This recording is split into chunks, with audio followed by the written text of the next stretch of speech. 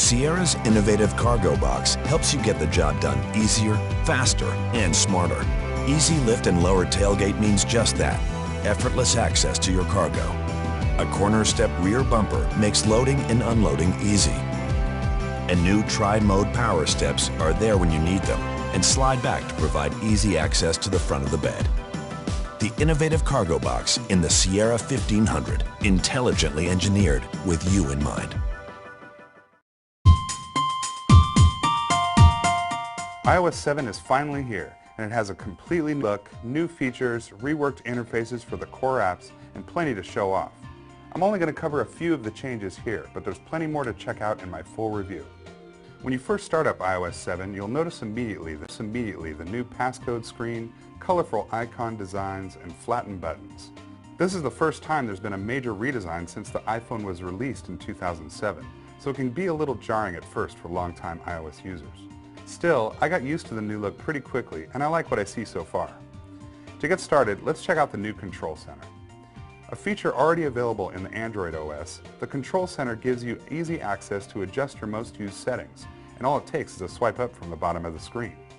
From here you can get to common actions like turning on airplane mode, setting up Wi-Fi and Bluetooth, and you get a slider for quickly adjusting brightness. You also have music controls and buttons across the bottom for quick access to the flashlight, setting your alarm, opening the calculator, and bringing up the camera. You can access the Control Center from any screen, so you don't have to dig through the settings anymore. Next, let's look at Safari. Apple's mobile web browser finally has a unified search and address bar at the top, so you can just type in a search term or URL and you're off and running. You'll also notice the flat design at the bottom with back and forward buttons, the share button, bookmarks, and a button to see all your open pages. Browsing through open websites is a much better experience than before, letting you swipe to browse, tap to open the page, or swipe to the side to close it. Now let's check out music. The redesign shows a lot more white space, and you'll notice there are still buttons at the bottom for Genius features, playlists, and artists. But over on the left is a brand new addition with iTunes Radio. Here you'll be able to create a station based on an artist or song, then hear a mix based on your selection. You also can simply pick a genre and start listening. I've been using iTunes Radio and so far it works great. Next, let's look at the camera app. Along with the new look, you can now swipe to switch between video, still, square-shaped, and pano shots. You also have a new colorful icon in the lower right that lets you bring up quick filters you can pick before you take a picture. When you want to browse your shots, the Photos app got some cool changes as well, sorting your photos by year in a huge mosaic.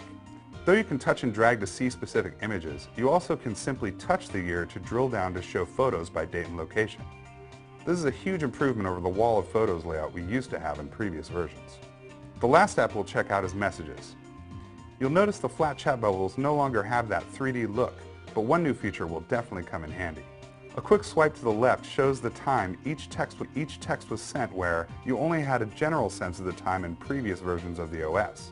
While it may not seem like a big deal, texting is now a major form of communication, and I know I'm not the only one who would like to know exactly when texts are sent and received. There's a lot more to look at, but in the interest of time, we couldn't possibly get to all the new changes.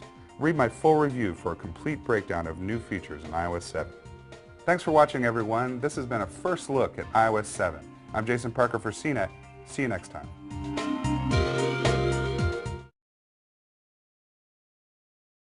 Mind you, combine that with